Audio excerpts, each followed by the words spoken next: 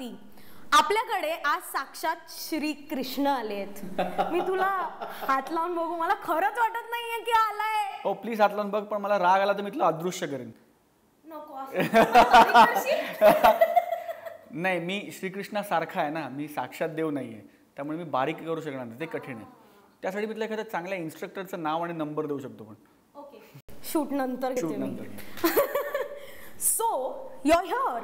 Yes, I am here. गेल्या काही वर्षात मराठी फिल्म्समध्ये खूप इंटरेस्टिंग गोष्टी घडत आहेत and everyone's talking about how Marathi cinema is on a brink of a revolution etcetera etcetera.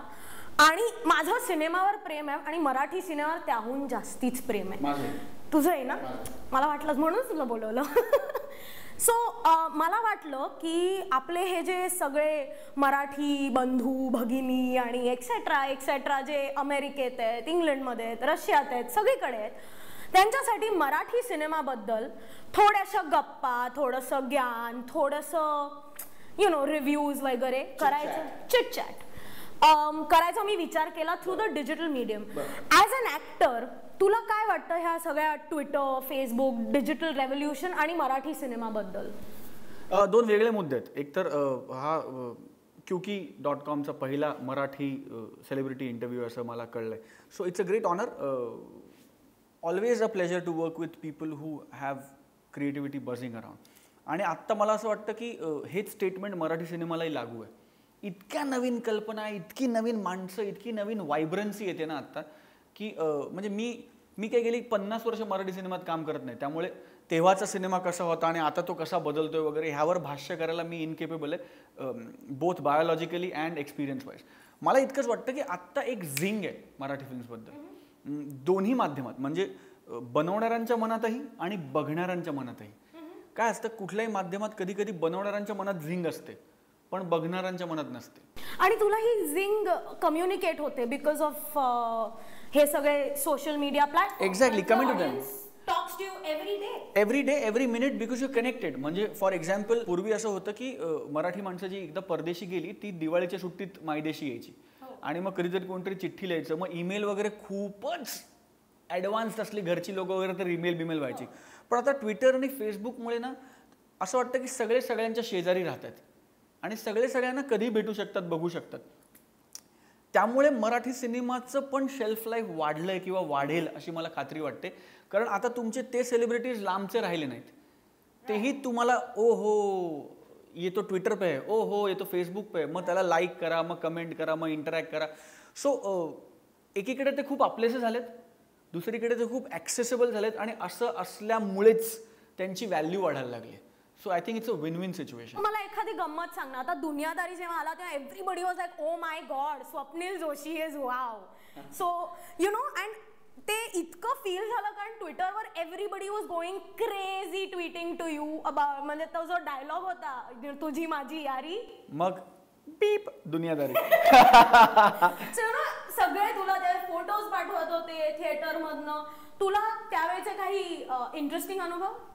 खूप इंटरेस्टिंग अनुभव, खूप सांगण्यासारखे. पण मी एक क्विकली सांगतो की मी हिथ्रो एअरपोर्टला होतो आणि हिथ्रो एअरपोर्टला एक फिरंग बाई माझ्याकडे आली. फिरंग, I mean born and brought up फिरंग. आणि ती आली आणि ती मला म्हणली की excuse me, are you Swapnil Joshi?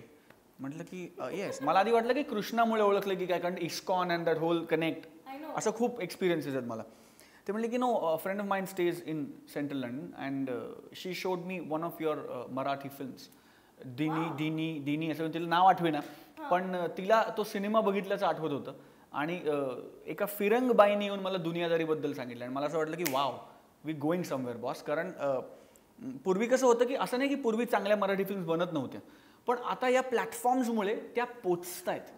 आणि कुठलंही क्रिएटिव्ह माध्यम घे, गाणं घे, पेंटिंग घे, ते जोपर्यंत पोचत नाही ना तोपर्यंत त्याचं पूर्णत्व नाही असं मला मनापासून वाटतं. So that works and amazing. तू आता जे मगाशी म्हणालास की तुला त्या गोऱ्याबाई आल्या तेव्हा त्या तुला कृष्ण समजून आल्या, त्याच्याबद्दल ती होती 32-35 वर्षाची मुलगी होती का, ए पगली, त्या का लगेच आंटी येणार असं? ओके, मी जरा आदराने बोलत होते, म्हणजे एनिवे अदर दॅन दॅट काहीतरी बोल. Sense of humour Shrikrishna. So mythological कॅरेक्टरमध्ये जे ऍक्टर्स इतके पॉप्युलर होतात, म्हणजे तुला रस्त्यावर थांबवून लोक तुझ्या पाया वगैरे पडायचे, आणि त्याच्यातनं बाहेर निघून मग वेगवेगळ्या भूमिका मिळण्यासाठी एक ऍक्टरला खूप स्ट्रगल करावा लागतो. आणि आय एम शुअर तो तुलाही करावा लागला, कारण मलाही अजून तू श्रीकृष्णच वाटतो. सो यु नो, त्याच्याबद्दल मला थोडंसं सांगशील? ॲक्च्युली मला असं वाटतं की आय बीन व्हेरी लकी. श्रीकृष्णाचीच कृपा म्हणून आपण हवं तर. पण मला स्ट्रगल नाही करायला लागला. मला कधीच आजपर्यंत स्ट्रगल नाही करायला लागला. मी खोटं नाही बोलणार. काम नेहमी येत गेलं. एक काम बघून दुसरं काम मिळत गेलं. मी श्रीकृष्णा केलं. एका पॉईंटला आय थिंक खूप चांगला डिसिजन मी असा घेतला, ज्याचं क्रेडिट मी स्वतःला देईन, की श्रीकृष्णाची 152 एपिसोड झाल्यावर मी स्वर्गीय डॉक्टर रामानंद सागरांना सांगितलं की पापाजी अब नहीं करना चाहता. People just looked at me and there was this huge pause in the room because I was all of 16 आणि I told mister Ramanand Sagar की अभी नहीं करने का, मेरे को नहीं करने का. He just looked back at me and smiled and he said की क्यों नहीं करना है. आई वॉज 16 वर्षाचा होतो मी. आणि मी म्हटलं की मुझे लगता है कि अब मुझे इसमें मज़ा नहीं आ रहा है इस रोल को करने में. आणि तेव्हा this huge euphoria was already there about Krishna. So there was no way की मज़ा नहीं आ रहा था. मी त्यांना म्हटलं की पापाजी मुझे, आम्ही पापाजी म्हणत होता ना, पापाजी मुझे अभी मज़ा नहीं आ रहा. आई थिंक मेरा हो गया कृष्णा में जितना करना था. एंड ही सेड कि ठीक है, हम 1 महीने के बाद फिर बात करेंगे. अगर आपको लगा 1 महीने के बाद कि आपका यही डिसीजन है तो वी विल गो अहेड. त्यांना वाटलं तू जवानीच्या, हां त्यांना, पण he gave me time. After month जेव्हा मी त्यांना सांगितलं की नाही I want to stick to my decision, तेव्हा ते म्हटले की फर्स्ट क्लास, मैंने ऑलरेडी किसी I have look for somebody आणि no absolutely no issues. I am so glad कि तुम में ये क्लॅरिटी इस उम्र में है कि तुमको क्या करना है और क्या नहीं करना है. तेव्हा मला अख्ख्या जगाने वेड्यात काढलं होतं. तू एकदा कार्यक्रमाला गेलास आणि तुला गेट पासून स्टेज पर्यंत जायला तब्बल 2 तास लागले होते. 6 तास. I was in a stadium आणि मला एअर ड्रॉप केलं होतं आणि आय वॉज सपोज टू एका देवळाच्या उद्घाटनाला जायचं होतं आणि देवर अबाउट 1.5 लाख पीपल देअर. आणि ते सगळे आडवे झोपले आणि ते म्हणले की भगवान जी हमारे ऊपर से चल के जाएंगे तब तक हम लोग नहीं उठेंगे. अँड जो रस्ता आयडियली 3 मिनिटाचा होता तिकडे मला जायला 6 तास लागले. आणि तिकडनं when I went and inaugurated, Ramanand सागरन साहेबांबरोबरच गेलो होतो मी, पापाजींबरोबर. मी जेव्हा इनॉग्रेट केलं त्याच्यानंतर there was no way I could come back. So I had to be airlifted from the place. I was physically airlifted from the place. छोटीशी रिक्वेस्ट. हां बोल ना. काय ना की माझ्या सगळ्या मैत्रिणी म्हणाल्या की तू श्रीकृष्णाला भेटणार. आता मला ना तुझा श्रीकृष्ण अवतार परत पाहिजे. श्रीकृष्ण अवतार परत येऊ शकत नाही. ह्याचं कारण तुला सांगतो. ह्याचं कारण असं की एक शोले एक ही बार बनती है. अरे ते ठीक आहे, आपल्या शोवरती एक काहीतरी छोटंसं ज्ञान नाही ना कृष्णासारखं. नाही, छोटंसं ज्ञान नाही. मी कृष्णाने सांगितलेलं सगळ्यात महत्त्वाचं ज्ञान तुम्हाला देतो. सत्यम ब्रूयात प्रियम ब्रूयात न ब्रूयात सत्यम अप्रियम. चांगलं बोला, चांगलं वागा. एखादी गोष्ट जर कटू असेल तर ती बाजूला ठेवा. ती बाजूला ठेवून सुद्धा आयुष्य जगता येतं. So I think that is very Shrikrishna and that applies today more than it ever applied in our lives. पण एक इंटरेस्टिंग पॉइंट आहे, म्हणजे तू इतका मोठा स्टार होतास अँड ते तुझ्या डोक्यात इझिली जाऊ शकलं असतं. Because we see a lot of young actors today, you know, मैं कौन हूँ टाइप, यु नो. सो ते तुला थोडं रिवाइंड. काय कसं I do you are avoiding my question. No I get to that. पण ते कसं मैं कौन, पता नहीं मैं कौन हूँ. Okay, I like that. Okay. So you know, बऱ्याच यंग ॲक्टर्स ना आजकाल जेव्हा सक्सेस मिळतं तेव्हा they don't know how to handle it. पण तू consistently nearly for the last decade, more than a decade actually. I don't want to reveal. 15 years. I mean, you're not a lady, so we can reveal your age. So 15 वर्ष तू consistently success डोक्यात जाऊ दिला नाहीस. ह्याच्या मागे तुझं secret काय आहे? कारण समजा मी उद्या परवा स्टार वीर झाले तर नाही, तुझ्या डोक्यात जाणार नाही. ह्याचं सिक्रेट आहे मराठी मध्यमवर्गीय संस्कार. कारण मी at heart I am a Marathi middle class boy with middle class values and I am extremely proud of the fact. कारण ना आपण मराठी माणसं गवतासारखी असतो. आपण कदाचित उंच मोठा वटवृक्ष होणार नाही आपला, पण वादळाला तर आपण तुटूनही पडणार नाही. We will bend a bit but will stand back again, but will stand the test of time. हे आपले मराठी मध्यमवर्गीय संस्कार आहेत. आणि मला असं वाटतं की जर माझ्या डोक्यात हवा गेली नसेल तर ह्याचं क्रेडिट माझ्या आईवडिलांना आहे आणि त्यांच्या अपब्रिंगिंगला आहे. आणि जे तुझ्या बाबतीतही खरं आहे, कारण तूही मराठी मध्यमवर्गीय मुलगी आहेस, त्यामुळे तुझ्याही कधी डोक्यात जाणार नाही. सो लवकर स्टार बन. श्रीकृष्णवर्ण तू एकदम किशन कन्हैया झालास. म्हणजे यु नो एका लग्नाची दुसरी गोष्ट मधला घना, दुनियादारीतला श्रेयस आणि आता मंगलाष्टका वन्स मोर मधला सत्यजित. तू एकदम रोमॅन्टिक हिरो झालास. हे ट्रान्सफॉर्मेशन कसं काय आलं? I didn't manage it because I didn't plan it. मला एकच माहिती होतं की मला फिल्म्स आवडतात. I am a huge film buff. मी दिवसाला एक सिनेमा बघतो अजून पण, every single day without fail. Language is not a medium. म्हणजे वेळ काढतो कारण माझ्यासाठी film is a stress buster. कधी कधी सलग बघता येत नाही, इन पार्ट्स बघावी लागते, पण मी सिनेमा बघतो. रोज एक सिनेमा बघतो. हे मी स्वतःला दिलेलं एक गिफ्ट आहे काही वर्षांपूर्वी. कारण मला असं वाटतं की आपल्या आयुष्यातला सगळ्यात महत्त्वाचा माणूस आहे आपण, आणि त्याच्यासाठी जर वेळ नसेल तर उपयोग काय आहे सगळ्याचा. He said it, be selfish. तो मी माझ्यासाठी खूप वेळ काढतो आणि मी रोज एक फिल्म बघतो. तर मला एक माहिती होतं, माझ्या नेहमीच वाटायचं मराठी सिनेमे बघून की आपल्याकडे उत्तम अभिनेते आहेत, उत्तम अभिनेत्री आहेत, उत्तम कॉन्टेंट आहे, उत्तम डिरेक्टर्स आहेत, उत्तम सिनेमे बनतात गेली 50, 60, 70 वर्ष. पण कधीच मी तुला म्हटलं की 5 लव्ह स्टोरी मला सांग मराठी सिनेमातल्या, तर तुला आठवणार नाहीत. तर मला नेहमी ना यशजींचे सिनेमे बघितल्यावर असं वाटायचं की अरे हे युनिव्हर्सल ट्रूथ आहे ना. एका मुलाला एक मुलगी आवडते आणि ती त्याला मिळू शकत नाही म्हणून ती त्याला मिळवायची असते, आणि वायस वर्सा. हे युनिव्हर्सल ट्रूथ आहे ना. हे काय पंजाबी माणसाला वाटतं असं नाही ना. ते जसं जालंधर मध्ये होतं तसं जळगाव मध्ये होतच. म्हणजे जेव्हा ते वायलिन वाजतं तेव्हा ते काही जॉग्राफी बघून वाजत नाही ना. किंवा जेव्हा अचानक फुलपाखरं उडायला लागतात तर ती काय सीझन बघून की कोल्हापुरात नाही बाबा खूप उकडतं मग फुलपाखरं असं होत नाही ना. फुलपाखरं उडतातच.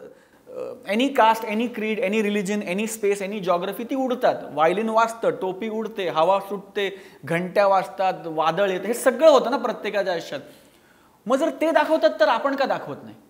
म्हणून मी जेव्हा थोडंसं नावरूप यायला लागलं, जेव्हा थोडंसं एक से यायला लागला, तेव्हा मी सगळ्या मेकर्सना सांगायचो की लव्ह स्टोरी बनवूया यार, लव्ह स्टोरी बनवूया. आणि आधी लोक हसायची मला की अरे मराठीत चालत नाही रे. आणि मी नेहमी म्हणालो की अरे करून तर बघा. हां, म्हणजे फॉर्म्युला तोडापेक्षा हे बघ कसं आहे, मी जर काहीतरी केलं तर चान्सेस आहेत की मी बरोबर करेन किंवा मी चुकीन. जर मी केलंच नाही तर चुकीन कसा. सो जो चुकेल त्यांनी काहीतरी केलंय म्हणून तो चुकला ना. आधीच्या मेकर्सनी जे सिनेमे बनवले त्यांनी काय पहिल्या झटक्यात बरोबर जॉनर बनवलं असेल असं नाही ना. बनवले, त्यांना कळलं की हे वर्क होतंय, मग ते बनवलं. तर करा. आणि मला असं वाटतं की ह्याचं credit to a lot of extent Satish राजवाडेला पण जातं की त्यांनी मला आणि मुक्ताला घेऊन एक मुंबई पुणे मुंबईसारखा सिनेमा बनवला, which was not only a love story, but also film with only 2 characters in the whole film. Correct. In terms of formula. आणि तो ट्रेंड सुरू झाला. आणि मला असं वाटलं की yes we have cracked it. आणि मग आता लव्ह स्टोरीज बनतायत, आता खूप लव्ह स्टोरीज बनतायत. आणि I am so happy about it. कारण मला असं वाटतं की हा एक जॉनर आहे मराठीतला जो टॅपच झाला नाहीये. आणि to a lot of extent ह्याला कारण आपली संस्कृती पण आहे.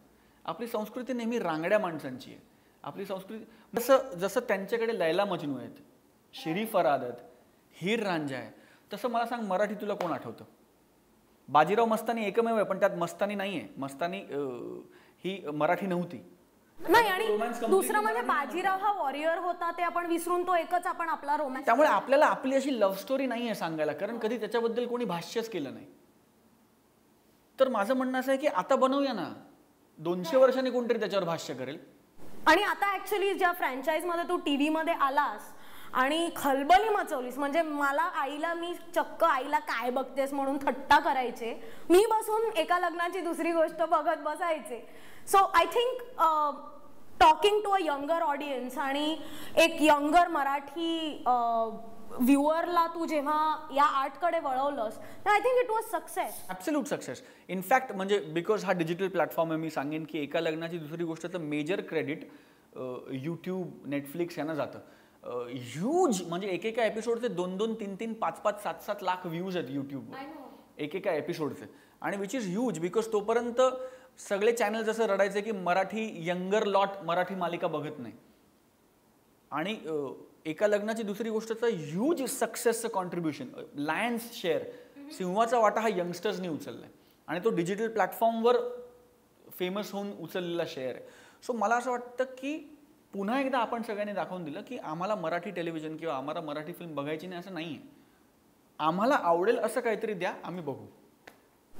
आणि ते तू बरोबर टॅप केलंस. पण मला एक सांग की are you a romantic in real life? I am complete फिल्मी.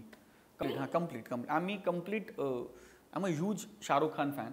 I am a huge Yash Chopra आणि करण जोहर फॅन. मला असं वाटतं की आयुष्य तसंच आहे आणि तसंच राहावं. कारण बाकी आपल्या आयुष्यात कमी जास्त अडीअडचणी आहेतच ना. मग जे मी बनवतो, जे मला बनवायचं आहे, जे माझं आहे, ते तर ग्लॉसी आणि छान करू. राईट. मग तू काय करतोस? थोड्याशा रोमॅन्टिक टिप्स पण दे ना. मी खूप रोमॅन्टिक आहे. मी दिवसातनं 20 वेळा बायकोला आय लव्ह यू म्हणतो. मी तिला खूप सरप्राईजेस देतो. मी माझ्या सगळ्या फॅन्सवर खूप प्रेम करतो. कारण मला असं वाटतं की प्रेम ही एकमेव अशी भावना आहे जी दिल्याने वाढते. अ सिम्पल हाय और a simple I so good to see you और अ सिम्पल अरे यार किती दिवसांनी भेटतोयस यार, मध्ये खूप आठवण काढली तू, हे एक वाक्य इतकी मजा आणू शकतं समोरच्याच्या आयुष्यात. आणि हे जर तुम्ही कोणाच्या तरी आयुष्यात केलं तर तुम्हाला हक्क आहे हे विचारण्याचा किंवा एक्सपेक्ट करण्याचा की कोणतरी तुमच्यासाठी करेल. First give it, then ask for it. So let's come to the Swapnil off the camera. आम्हाला माहिती आहे की तू दिवसाला एक फिल्म नक्कीच बघतोस. But other than that we also know that you are a big foodie. त्यामुळे काय काय खायला आवडतं आणि कुठे कुठे खायला आवडतं? मला खायला आवडतं, पिरियड. मला काही खायला आवडतं. हात मिलाव. मला काही खायला आवडतं. म्हणजे माझ्या वजनावरनं तुझ्या लक्षात येईल. आता मी जरा बारीक बिरीक होतो पुढच्या फिल्मसाठी. पण मला खायला आवडतं. मला जरुरी नाही की 5 स्टारमधलंच आवडतं. मला वडापाव पण आवडतो. मी अजूनही दादरला कीर्ती कॉलेजचा वडापाव खातो आणि शिवाजी पार्कला उद्यान गणेशच्या बाजूचा भजीपाव खातो. पण मग भजीपाव चांगला पाहिजे, क्वालिटी कॉन्शियस आहे. I am a huge road side joint fan, huge fan. कारण मला असं ट्विटरवर विचारलंस की तुला भुर्जीपाव पाहिजे. हो, actually some friends were getting together आणि आपला रेग्युलर जो अंधेरी कुपरच्या बाजूचा भुर्जीपाव आलाय खुर्शीत, त्याच्याकडे मी लहानाचा मोठा झालो, ज्याच्या कुशीत तो आता नाही बसत तिकडे. आणि that is so unfortunate. Just a second. आता 3 वाजता सकाळी काही मिळत नाही, मग तू स्वतः भुर्जीपाव वगैरे बन? हो, मी बनवतो ना. म्हणजे मी आय एम अ टी टॉटलर. मी दारू पित नाही, मी सिगरेट ओढत नाही. मला एकच व्यसन आहे, ते म्हणजे खायचं. त्यामुळे आमच्या ग्रुपमध्ये जनरली पार्टी असेल तर जेवण बनवायला मी असतो आणि घरी सोडायला पण मी असतो. कारण बाकीचे शुद्धीत नसतात घरी करायचे. Don't drink and drive. Don't drink and drive. पण तुझ्या घरच्यांना तुझ्या हातचा आवडणारा म्हणजे एक सुपर पदार्थ कुठला? चहा. अय्या, एवढं सिम्पल? हसू नको. मला असं वाटतं की जो माणूस उत्तम चहा बनवू शकतो तो जगातला बेस्ट कुक. मग मला पटकन रेसिपी सांग ना. नाही, रेसिपी काय नाही. रेसिपी ती तुझा चहा तुझ्यासारखाच बनवू शकतो. चहा आपल्या फिंगरप्रिंट सारखा आहे. 2 माणसं कधीही सारखा चहा बनवू शकत नाहीत. प्रत्येक माणसाचा चहा वेगळा असतो आणि तो त्याच्या हाताची चव घेऊन येतो. मग तुझ्या चहाची खासियत काय? तो तुम्हाला फ्रेशनेस देतो. मग मला पाहिजेले तुला. आपण इंटरव्ह्यू नंतर चहा बनवून पाहतो मी तुला 101%. सो मंगलाष्टका वन्स मोरचा plot some what figuring out this equation बद्दलच आहे असं मला ट्रेलर मधनं वाटलं. Am I wrong? A little bit.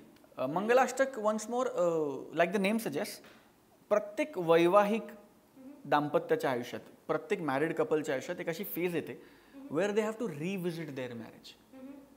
म्हणून सिम्बॉलिकली त्यांना ती मंगलाष्टकं पुन्हा एकदा म्हणावी लागतात आणि नव्याने सुरू करावं लागतं सगळं. प्रत्येक मॅरिड कपलच्या आयुष्यात हे होतं आणि त्या थॉटला डील करणारा सिनेमा म्हणून मंगलाष्टक वन्स मोर. पण कुठेतरी एक मॅरेज ही इन्स्टिट्यूशन आज एक स्ट्रगल बनलेली आहे आणि आपण वेळ काढत नाही त्याच्यासाठी. आपण कधी कधी त्याला तितका वेळ देऊ शकत नाही. हा एक जनरल थॉट ट्विटर फेसबुकवरती मी बघते. आणि हा cinema will kind of talk to people who are struggling in that aspect. They are. I tell you how it very funny. I might sound little philosophical when I say this, but I mean it with all my heart. की आपण ना phones पण update करतो महिन्यातनं एकदा, पण relationships update करत नाही का? आपण एक नवीन फोन घेतला की माझ्याकडे S3 होतं आणि आता मी S4 घेतलं तर मी 10 लोकांना विचारतो ना की अरे ये कैसे करने का रे, मेरे को सिखा ना, इस पे फीचर नया है, तेरे को क्या, अच्छा ओ हो नया आईफोन का कवर मेरे को भी लेने का, किधर मिलेगा. जर आपण हे करू शकतो तर रिलेशनशिप अपडेट करू शकत नाही. करायलाच पाहिजे. आपण करत नाही कारण आपण ते फॉर ग्रांटेड घेतो. आणि आयुष्यातली कुठलीही गोष्ट जर तुम्ही ग्रांटेड घेतली तर ती कधीच वर्क होणार नाही. बिकॉज एव्हरी डे तुम्ही त्याला काय देता हे फार महत्त्वाचं आहे. त्या नात्याने तुम्हाला काहीतरी देणं जर तुम्ही एक्सपेक्ट करता तर तुम्ही त्या नात्याला काय देता हा प्रश्न किती लोक सकाळी उठल्यावर स्वतःला विचारतात की आज मी या रिलेशनशिपसाठी काय केलं, आज मी माझ्या आईवडिलांसाठी काय केलं, आज मी माझ्या मित्रासाठी काय केलं, आज मी माझ्या बायकोसाठी काय केलं. मग तो प्रश्न येतो की आज माझ्या बायकोने माझ्यासाठी काय केलं. So Mangalashtak talks about updating your relationships, your husband wife relationships. आणि पूर्वी कसं होतं, तुझे आई बाबा किंवा माझा आई बाबा, ते जनरेशन, सगळे ऑप्शन्स संपले की मग डिवोर्सचा ऑप्शन प्लेमध्ये यायचा. आता अनफॉर्च्युनेटली सगळ्यात पहिला ऑप्शन जो टेबलवर होतो की okay then let's call it, let's part ways. इतकं सोपं नाही आहे. नाती इतकी सोपी नाही आहेत, नाती इतकी स्वस्त असू नयेत. कारण ही एकमेव गोष्ट अशी आहे जी मरणापर्यंत आपल्याबरोबर जाते. आणि बाय नातं I don't necessarily mean I वडील किंवा बायको, चांगली मैत्री, चांगला मित्र, चांगली मैत्रीण पण त्याच इम्पॉर्टन्सचं नातं आहे. पण ही नातीच आहेत जी आपल्याबरोबर आपल्या डेथबेडपर्यंत राहतात. हाक मारली तर शेवटी मित्रच येतात. हाक मारली तर iPhone 5 येत नाही, तो जाऊन टेबलावरनं आणावा लागतो आणि तो आपण सांगू ते आणि सांगेल तेवढंच करतो. पण आपल्या हायवरनं काय रे, काय झालं, प्रॉब्लेम आहे का, हे फक्त आईच विचारते. सो त्यामुळे ही नाती जपणं आपल्या हातात आहे आणि या नात्यांवर भाष्य करतो मंगलाष्टक वन्स मोर. आणि पहिल्यांदा मला असं वाटतं की लव्ह स्टोरीमध्ये without taking away any credit of the woman, पुरुषाचा पॉइंट ऑफ व्ह्यू मांडला लग्नामधला मंगलाष्टक वन्स मोरमध्ये. I was actually coming to that. कारण पुरुषाचा जॉब फार थँकलेस आहे लग्नातला. म्हणजे again without taking away any credit from the woman. पण तिच्यावर खूप कथा कादंबऱ्या लिहिल्या गेल्या आहेत, तिच्या त्यागाबद्दल खूप बोललं गेलं आहे, ओव्या लिहिल्या गेल्या आहेत, अभंग लिहिले गेले आहेत. तिच्या त्यागाला तिला खूप मोठं केलेलं आहे. ती आहेच, स्त्री शक्ती मोठी आहेच, हे निर्विवाद आहे. पण त्याचबरोबर तिचा जो बेटर हाफ आहे किंवा अदर हाफ आहे, त्याचा जो थँकलेसनेस आहे त्या जॉबमधला, की त्याला प्रॉब्लेम्स नाही आहेत असं नाही आहे, तर त्याचा पॉइंट ऑफ व्ह्यू जस्टिफाय करण्याचा एक अत्यंत प्रामाणिक प्रयत्न आहे Mangalashtak once more. Which is why the film clicks with me. की काहीतरी वेगळं देतोय, नुसती एक लग्नानंतरची लव्ह स्टोरी टेबलवर घेऊन येत नाही. तर एक वेगळा पॉइंट ऑफ व्ह्यू, एक वेगळी दिशा पण लोकांना मिळेल. दिशा मिळेल, प्रॉब्ली चुकीचा शब्द वापरतो मी किंवा चुकीची फ्रेज, मी काय दिशा दाखवायला वगैरे आलो नाही, आय विल एंटरटेन यू. पण एक काहीतरी it will make you think and that is what matters असं मला वाटतं. मग सत्यजित हे जे कॅरेक्टर आहे तुझं, how different are you from Satyajit, और how similar? Like chalk and cheese. Absolutely different. तो इंट्रोवर्ट आहे, मी एक्स्ट्रोवर्ट आहे. तो खूप कमी बोलतो, मी खूप बोलतो. तो खूप कमी हसतो, मी खूप हसतो. एकच सिमिलॅरिटी आहे त्याच्यात आणि माझ्यात, सत्यजित आणि माझ्यात, की आम्ही दोघेही खूप खरे होतो. सत्यजित असा माणूस आहे जो ज्याला आपल्या भावना सांगता येत नाहीत. त्याच्या मनात खूप काही चालू असतं, पण त्याला ती नॅक किंवा त्याला ती प्रोसेस माहिती नाही की ते त्याला फ्रेस करून समोरच्या माणसाला सांगणं. म्हणजे मला जर हात दुखतोय तर मी तुला एका वाक्यात जर सांगितलं की शक्ती मला इथे मारू नको, मला दुखतंय, तर तू नाही मारणार. पण मी ते तुला सांगू शकत नाही म्हणून मी सांगत नाही. आणि मग तू मला मारल्यावर मी म्हणतो की अरे यार शक्तीमुळे आज खूप लागलं मला. पण जर तुला तर त्याचा तो एक न सांगण्याची जी बाब किंवा तो त्याची जी ती कमजोरी किंवा त्याचं जे एक शॉर्टकमिंग आपण म्हणूया त्याच्या स्वभावातलं, त्याच्यावर तो खूप प्ले होतो आणि ते खूप प्ले होतं फिल्ममध्ये. पण तो खूप खरा आहे आणि त्या बाबतीत तो माझ्यासारखा आहे किंवा मी त्याच्यासारखा आहे. पण otherwise we completely different people. Swapnil, आता मी तुला ना फटाफट क्वेश्चन्स विचारणार आणि तू फटाफट मला आन्सर्स द्यायची. अँड येस, इकडे कॉफी नाहीये आणि मी करण जोहर नाहीये, so this is not a rapid fire. Ready? Completely. Okay. ज्या 3 फेवरेट मराठी फिल्म्स? अशी बनवा बनवी, पिंजरा आणि Mumbai Pune Mumbai. Fantastic. You can't pick your own film there. Why not? Why not? I am also an audience of my film. Yeah, but it's an unfair competition. But it's okay. You're our favorite, so we'll let that pass. Okay. 3 favorite co-stars. Sahi Tamankar, Mukta Barve, and I loved working with Rita Baduri. Rita Dai. 3 favorite directors. Satish Rajwade, Sanjay Jadhav, and Mahesh Manjrekar. Wow. And 3 films ja you wish you would have done. Titanic. दिल चाहता है. आणि आता very very recently भाग मिल्खा भाग.